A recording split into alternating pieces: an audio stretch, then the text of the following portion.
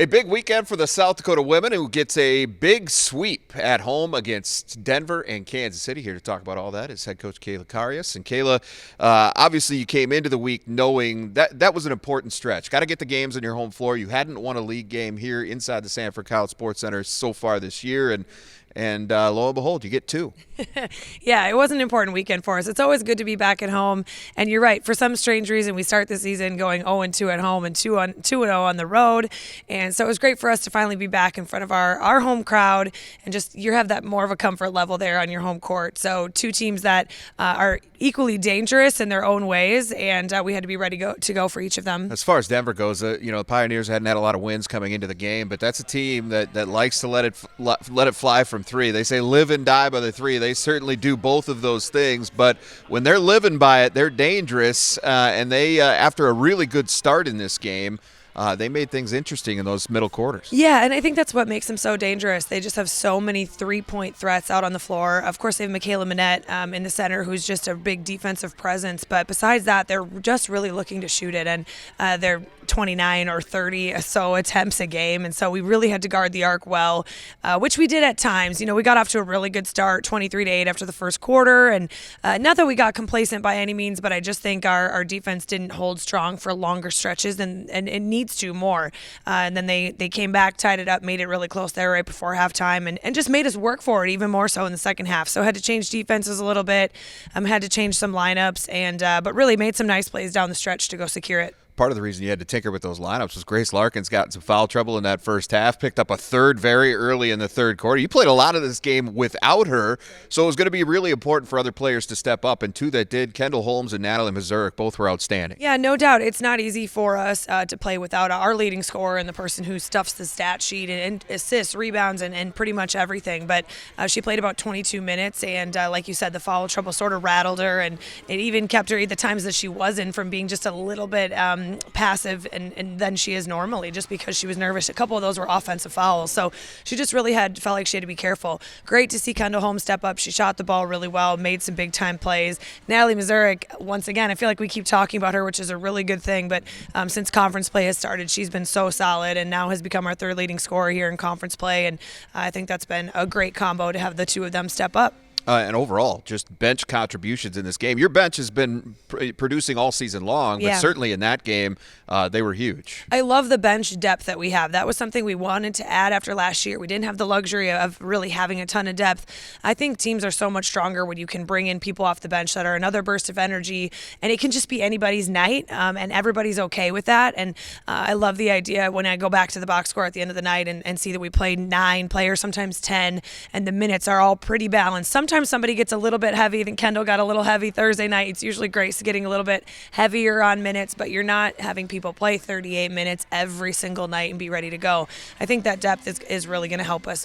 Really a big credit to our bench on Thursday night. Carly Duffney continues to play well. Liv Kiefer has been really solid for us as a freshman. She's not always super flashy, but she'll make a couple hustle plays. She'll take care of the ball. She'll do what she needs to do, and if it's 10 to 12 minutes a game, it's another ball handler we can go to and that we trust. Well, as you mentioned a little bit earlier, different style than coming in here Saturday in Kansas City. It's a high-pressure team. They get after you.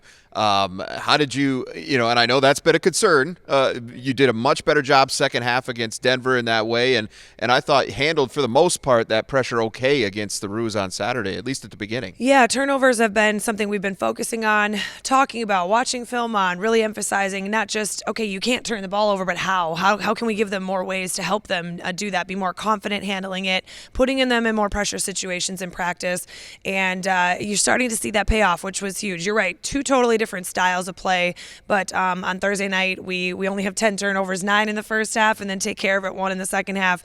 And then again on Saturday, that was going to be a whole different scheme. We really had to guard the dribble, a lot of athletic players, a lot of players have pull-up jumpers and want to get downhill, and then a couple players with some size inside, but just a very different mindset from having to guard the arc and guard skilled three-point shooters. But once again, took care of it. They pressured us and full court pressed us almost the entire game, and we really had to cut hard to get open in and to be sure of our passes. They're really denying in the half court. I mean, they're really good defensively. They're second in the Summit League for a reason. It's just hard to score sometimes against teams that are high pressure and really physical and turn you over. So I give our players credit. I thought they handled the pressure, especially in the half court, really well. Kansas City made some shots to keep that thing interesting. Early second half, you stretched it to 10, felt like you were about to grab control of the thing, and then 9 straight points for the Roos, and they're right back in it. We're in for another dogfight. Yeah, and that's just, I feel like, has been happening to us. Not that we are designing it like that, but we continue to build leads, which is really good. And actually, after watching it and kind of deciphering, okay, what was it? We tried to change defenses a little bit just to try to contain them. Sometimes they were getting downhill on us too much, so switched it over to a zone and maybe stayed in that a little bit too long because they were hitting really tough shots against it. And that's always the battle is, are they going to continue to make those tough shots, or do you have to give them a whole different look again?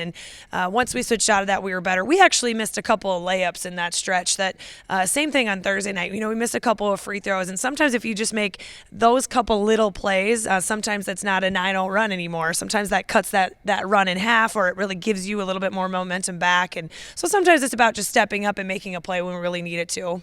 Big week in front of you, rivalry week. You go to Grand Forks, then come back home to play South Dakota State for round 2 against the Jackrabbits. But I don't think you have to say a whole lot to get the ladies up for this one. No, it'll be a fun week. North Dakota's the last team that we haven't faced yet in the league, and obviously Casey Baravich deserves a lot of attention as the league's leading scorer, almost 20 a game. She has the ball in her hands quite a bit and has a lot of new people around her compared to last year. It just looks like a very different team, but she is really leading the way. She makes so much happen for them. She's going to take some unconventional shots, but 3-level scorer. We're going to have to defend her and just really try to limit container as much as we can.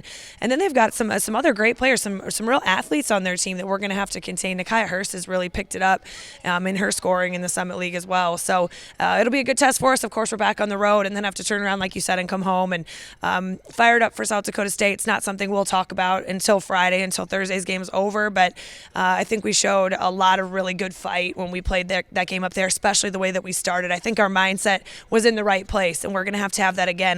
If anything, I think that the last game against them just left us hungry for more and left us excited here for the second round. All right, well, good luck to you. Look forward to catching up again next week. Thank you so much.